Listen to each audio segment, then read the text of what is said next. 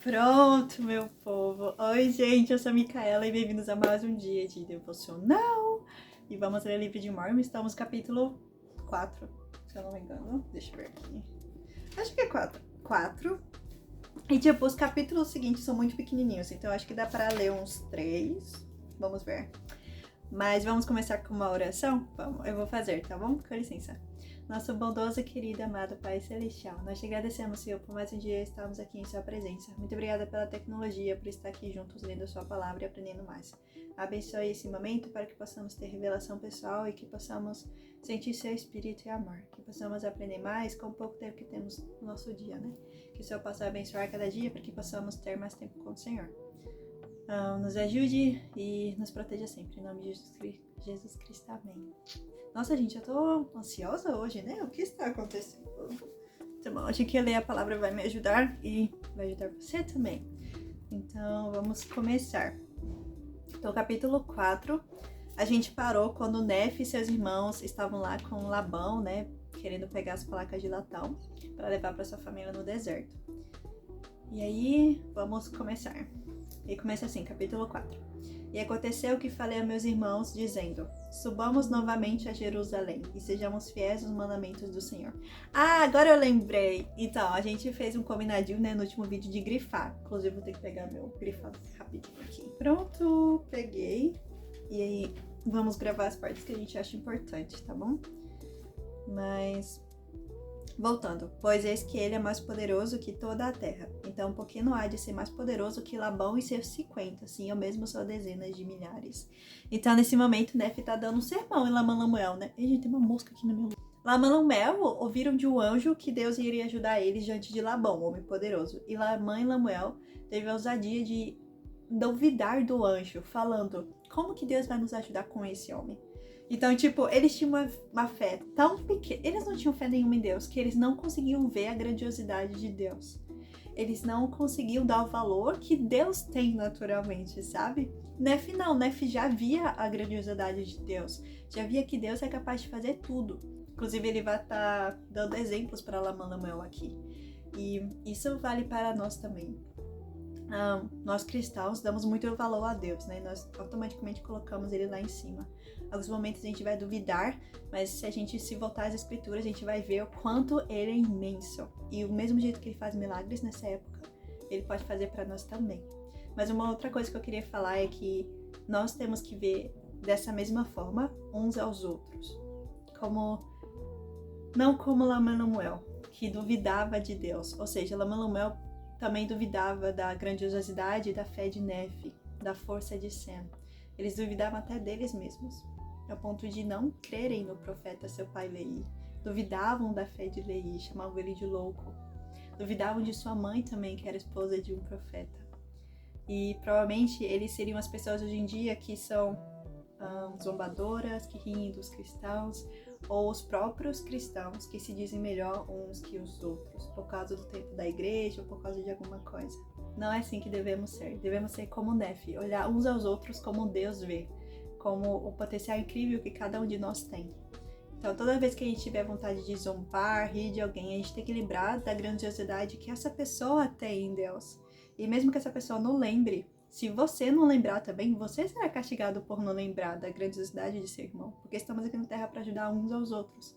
Então, isso é algo que eu aprendi e isso é algo que eu quero muito compartilhar isso com vocês, de que toda vez que eu vejo pessoas duvidando de mim, ou vezes que eu me pego duvidando de alguém, eu fico pensando, nossa, essa pessoa é uma filha de Deus, ela tem uma capacidade imensa, e é assim que eu devo olhar para ela.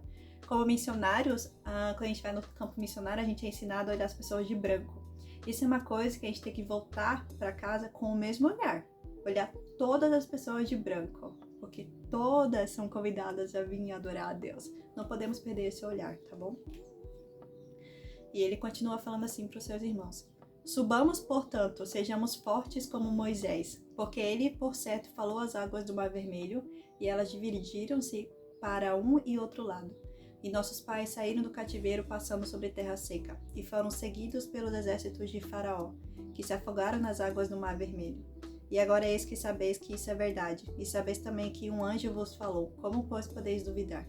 Subamos ao Senhor, tem poder para livrar-nos, como livrou nossos pais, e para destruir Labão, como destruiu os egípcios. Então, olha a fé de Nefe, né? Ele tinha uma fé imensa em Jesus Cristo, não só por suas crenças, e eu só acredito que já seria suficiente, mas ele tinha fé em Cristo porque ele já tinha lido as Escrituras. Agora eis que sabeis que isso é verdade, e sabeis também que um anjo vos falou. Como, pois, podeis duvidar? Subamos ao Senhor, tem poder para livrar-nos, como livrou nossos pais, e para destruir Labão, como destruiu os egípcios. Eu vou grifar aqui rapidinho. Jesus, minha luz, eu não temerei. Estavam irritados e continuaram a murmurar. Não obstante, seguiram-me até chegarmos às muralhas de Jerusalém. E era noite, e eu fiz com que se escondessem fora das muralhas. Nossa, português! E depois de se haverem eles escondido, eu, Nefe, penetrei sorrateiramente na cidade e dirigi-me à casa de Labão. Então Nefe teve a coragem de ir também fazer, a coisa que ele ia fazer, né? Ele tomou a frente. E fui conduzido pelo Espírito, não sabendo de antemão o que deveria fazer. Ok, essa é uma escritura que tá grifada já em rosa. E a gente pode comentar sobre ela, né? Mas ela já responde por si mesma. Nefe, com a mesma fé que muitos cristãos têm, sabia que podia ir lá e fritar porque Deus os livraria. Mas como fazer isso? Quais são os passos? Nem Nefe sabia. Então ele fala assim: eu fui conduzido pelo Espírito, não sabendo de antemão o que eu deveria fazer. Então, muitas vezes a gente não vai saber fazer. Não é porque a gente está no lugar errado. Não é porque Deus quer nos testar. Mas Ele quer testar a nossa fé e mostrar para Ele, e mostrar para nós o quanto Ele é poderoso, né? E quanto Ele pode nos ajudar. Não obstante, segui em frente e, chegando perto da casa de Labão, vi um homem caído no chão, diante de mim, porque estava bêbado de vinho. E aproximando-me dele, vi que era Labão. Que plot twist! E vi a sua espada e tirei-a da bainha, e o punho era de ouro puro, trabalhado de modo admirável, e vi que sua lâmina era do mais precioso aço.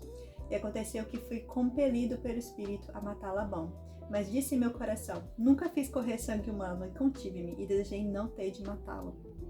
Então, esse momento na história que, da primeira vez que eu li, eu fiquei: Deus, você mandou alguém matar outra pessoa? Como assim? E é algo bem importante na lei de Deus. Deus é um ser justo, não injusto. Ele fala mesmo que a vingança é dele, né, não dos homens. Então, se a gente vai ler até o final da história que se Nefe não tivesse matado Labão, eles nunca teriam conseguido as placas e eles não iam ficar vivos se roubassem as placas, porque Labão ia até o deserto e matar todos, ou seja, o plano de Deus seria destruído. Mas então Deus, ele mata os injustos para que viva uma geração inteira de justos, sabe? Isso é a justiça de Deus. Então, a gente vai ler aqui. E o Espírito disse-me outra vez: eis que o Senhor o entregou às tuas mãos. Sim, e eu sabia também que ele procurara tirar minha vida e que não daria ouvidos aos mandamentos do Senhor, e também se apoderara de nossos bens. Ou seja, Labão não ia aceitar o evangelho aqui em terra, sabe? E aconteceu que o Espírito me disse outra vez: mata-o, pois o Senhor o entregou em tuas mãos. Essa história é muito legal. E eu vou falar disso uma outra vez, porque eu ouvi essa frase uma vez em minha missão. Não foi pra matar uma pessoa, logicamente. Calma aí, na missão você não mata ninguém. Mas uma vez eu orei muito por uma coisa e aconteceu. E quando aconteceu, eu fiquei igual Nefe, tipo, tá, o que eu vou fazer? E aí o Espírito: o Senhor entregou em tuas mãos. E eu, sabe? Mas no fim eu fui como Nefe e eu obedeci. Mas eu quero compartilhar que muitas vezes vai ser assim também. O que você tá pedindo pra Deus, às vezes ele vai dar, mas ele não vai poder controlar a sua reação. Então, no momento que nada está acontecendo na sua vida, é o momento que você deve se preparar para reagir ou agir diante das bênçãos que você tanto pede a Deus, tá bom? Inclusive, esse é um conselho para mim mesmo, na verdade. Eis que o Senhor mata os iníquos, para que sejam cumpridos os seus justos desígnios. Melhor é que pereça um homem do que uma nação degenere e pereça na incredulidade. Né? Eu vou até grifar isso aqui. Então. E então, quando eu, Nefe, ouvi estas palavras, lembrei-me das palavras que o Senhor me dissera no deserto. Se a tua semente guardar os meus mandamentos, prosperará na terra da promissão. Sim, e pensei também que eles não poderiam guardar os mandamentos do Senhor segundo a lei de Moisés, a menos que tivessem a lei. Então, realmente, era muito importante para a salvação dos filhos de Nef e de seus irmãos, a sua semente posterior que eles iam construir no deserto, as placas de latão, para eles saberem das escrituras como base. Imagina uma nação sem Bíblia, né? Ela fica incrédula. Tem muitas nações hoje em dia que não tem religião como base, né? E a gente vê que algumas coisas acontecem em massa, por exemplo. Tem um país aí, eu não vou falar, que o número de suicídio é gigantesco e a base deles não é cristã, né? Então, quando nós temos uma base cristã, tem mais chance de mais pessoas conhecerem a verdade e se salvarem, né? Deixarem Cristo salvar elas. Então, bom. Sabia também que a lei estava gravada nas placas de latão, e também sabia que o Senhor havia entregado Labão em minhas mãos, por esse motivo, para que eu pudesse obter os registros de acordo com seus mandamentos. Obedeci, portanto, à voz do Espírito, e peguei Labão pelos cabelos e cortei-lhe a cabeça com sua própria espada. E depois de ter-lhe cortado a cabeça com sua própria espada, tirei-lhe as vestimentas e coloquei-as sobre meu corpo, sim, cada uma delas, e cingi meus lombos com sua armadura. Esse é um momento que eu acho muito... o Walker, tipo, estranho de Nef, porque ele matou o cara, ordem de Deus, lógico, e depois ele pegou as roupas e fingiu que era Labão. Esse momento eu acho que Nef ficou tipo, por que eu tô fazendo isso? Mas tudo bem, vamos lá pegar as placas. Se você não tiver fé lendo, você vai ficar tipo, o quê? E depois de haver feito isso, dirigi-me ao tesouro de Labão. E quando me dirigi ao tesouro de Labão, ou seja, tipo, tesouro é... cofre, né? Eis que vi o servo de Labão, que guardava as chaves do tesouro. E com a voz de Labão, ordenei-lhe que me seguisse ao tesouro. Esse é outro momento Walker dele. Ele supôs que eu fosse seu amo Labão, porque viu as vestimentas e também a espada que eu levava à cintura. Eu acho que esse irmãozinho era um pouquinho cego, né? Vamos confiar aqui. Eu também sou cega, então tá tranquilo. E falou-me a respeito dos anciões dos judeus, pois sabia que seu amo Labão havia estado com eles durante a noite. E eu falei-lhe como se fora Labão. Ou seja, Nef ficou andando por um momento fingindo ser outra pessoa. E disse-lhe também que eu levaria as gravações que estavam nas placas de latão a meus irmãos mais velhos, que estavam fora das muralhas. Essa é uma coisa muito engraçada, porque Nef, ele não mente nessa hora, né? Ele fala a verdade. E também ordenei-lhe que me seguisse. E supondo ele que eu me referisse aos irmãos da igreja, que verdadeiramente fosse Labão, a quem eu havia matado, seguiam-me. Bichinho. Brincadeira. Esse momento é o momento... A gente pode usar a história desse servo de uma forma bem legal, no final eu vou comentar. E falou-me muitas vezes sobre os anciões dos judeus, enquanto me dirigia para meus irmãos que estavam fora das muralhas.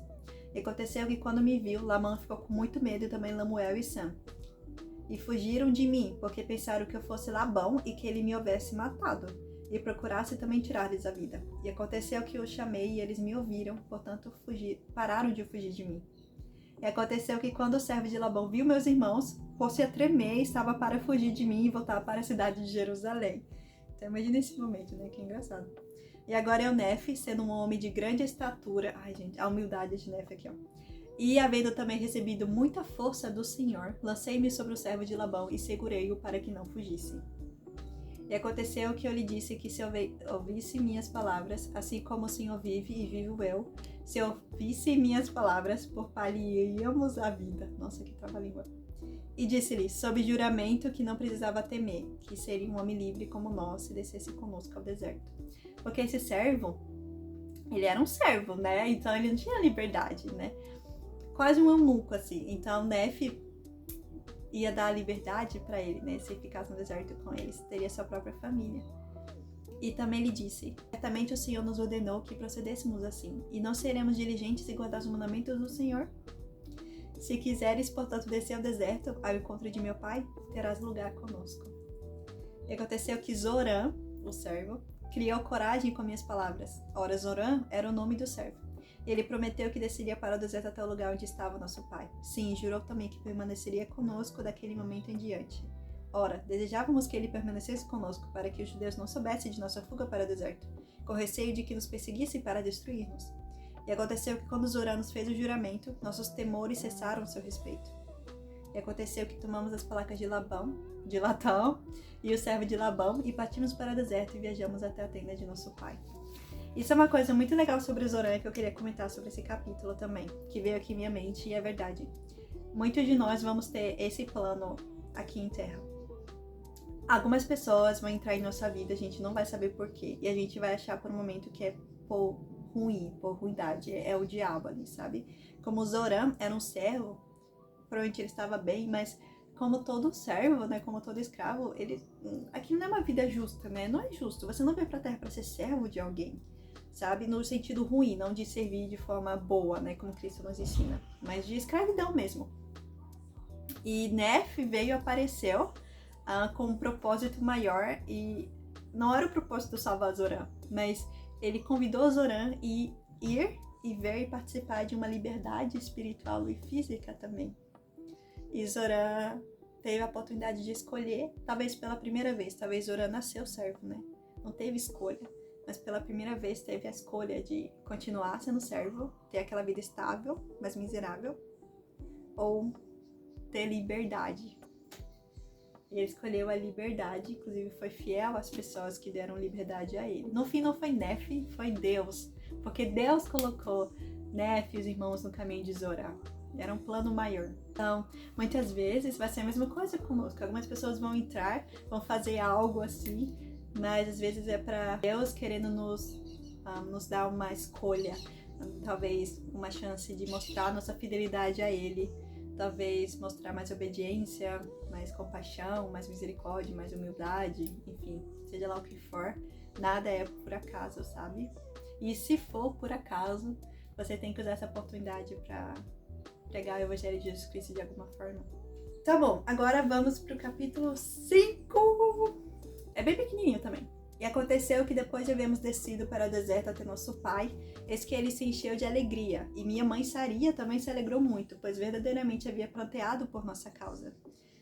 Eu acho que como toda mãe, né, cara, seus filhos vão para Jerusalém, uma terra que vai ser destruída, calçar as placas de um cara poderoso, mano, eles vão morrer. Então ela tem essa parte humana, Saria, mas é muito bonita como ela se arrepende, sabe? Pois ela pensara que havíamos perecido no deserto e queixara-se também de meu pai, acusando-o de visionário. Ela pecou aí, né? Mas tudo bem, quem não errou, né? Dizendo, eis que tu nos tiraste da terra de nossa herança e meus filhos já não existem e nós perecemos no deserto. E era desse modo que minha mãe se queixava de meu pai. E aconteceu que meu pai lhe respondeu dizendo, sei que sou um visionário, pois se não houvesse visto as coisas de Deus numa visão, não teria conhecido a bondade de Deus, mas teria permanecido em Jerusalém e perecido com meus irmãos. Eis que obtive, porém, uma terra de promissão, pelo que me regozijo.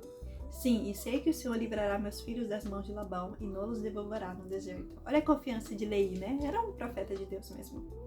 E com essas palavras, meu pai Leí confortava minha mãe Saria a nosso respeito, enquanto viajávamos pelo deserto para a terra de Jerusalém, a fim de obtermos o registro dos judeus.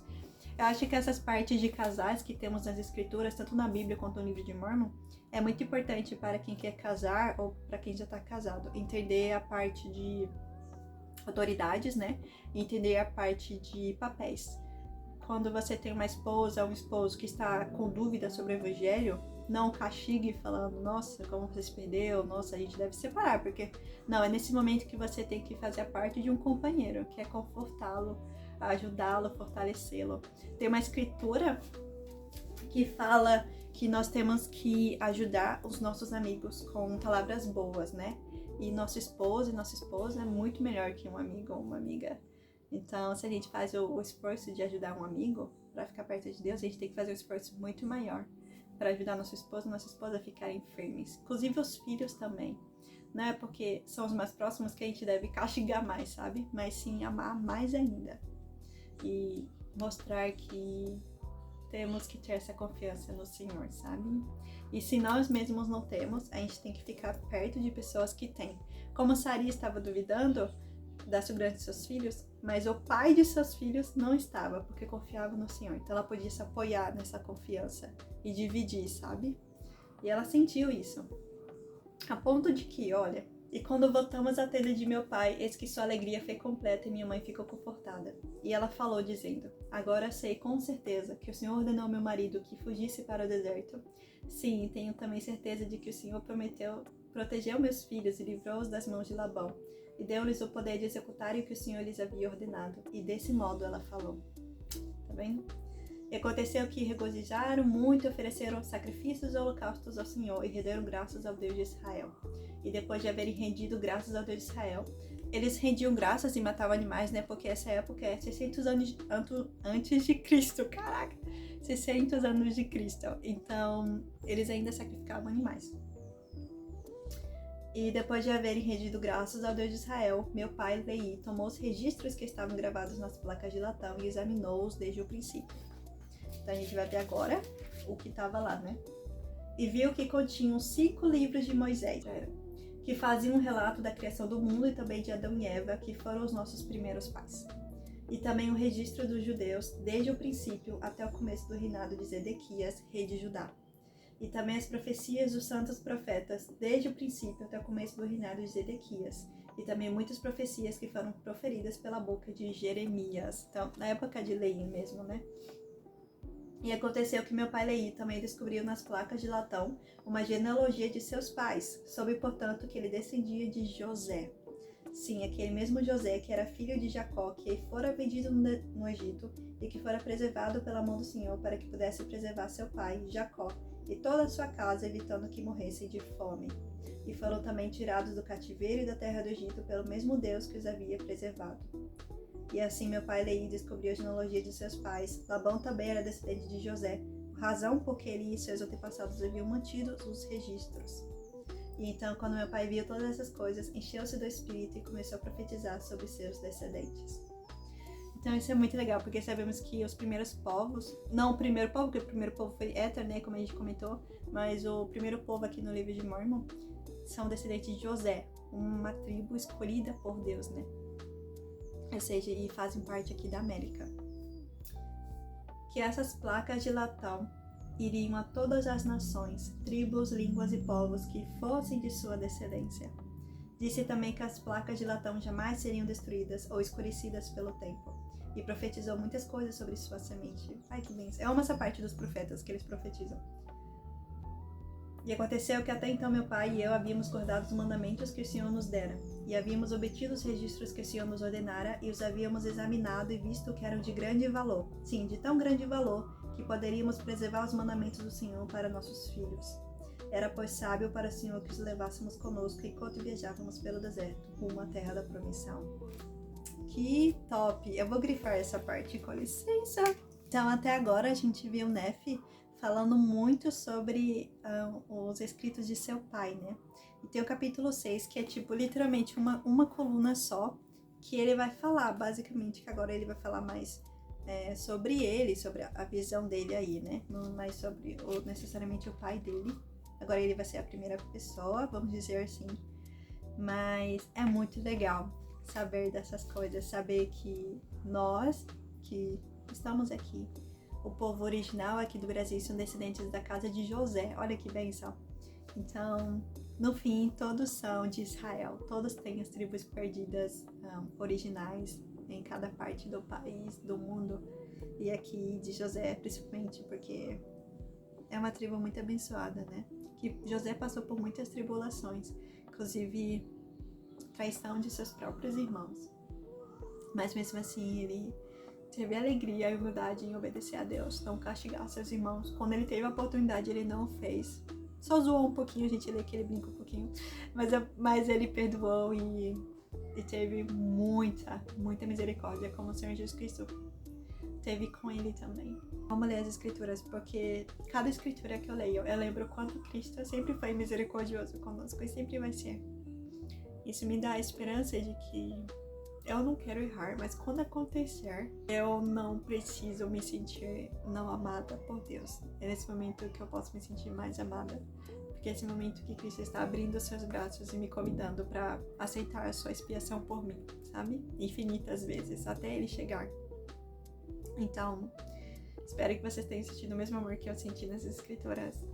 E Vamos orar junto para terminar esse devocional? A gente pode terminar, ou a gente pode ler o capítulo 6 juntos também para encerrar. Pode ser? Porque é bem pequenininho o capítulo 6. Basicamente, ele resume que agora não vai ser ele, mas vai ser outro, né? Ele fala assim: e agora eu, Nef, não menciono a genealogia de meus pais nessa parte de meu registro, nem a mencionarei uma vez sequer nas placas que estou escrevendo, porque está no registro que foi feito por meu pai. Não escreverei, portanto, nesta obra. Basta bem dizer que somos descendentes de José. Não é importante que eu seja meticuloso fazendo um relato completo de todas as coisas de meu pai, pois elas não podem ser escritas nessas placas. As placas que viraram um livro de Mormon, né? Porque necessito do espaço para escrever as coisas de Deus. Pois tudo o que deseja é persuadir os homens a virem a Deus de Abraão, o Deus de Isaac e o Deus de Jacó, e serem salvos. Não escrevo por tantas coisas que agradam ao mundo, mas que as que agradam a Deus e aos que não são do mundo. Ordenarei, portanto, a meus descendentes que não ocupem estas placas com as coisas que não são de valor para os filhos dos homens. Eu amo esse capítulo, tá bom?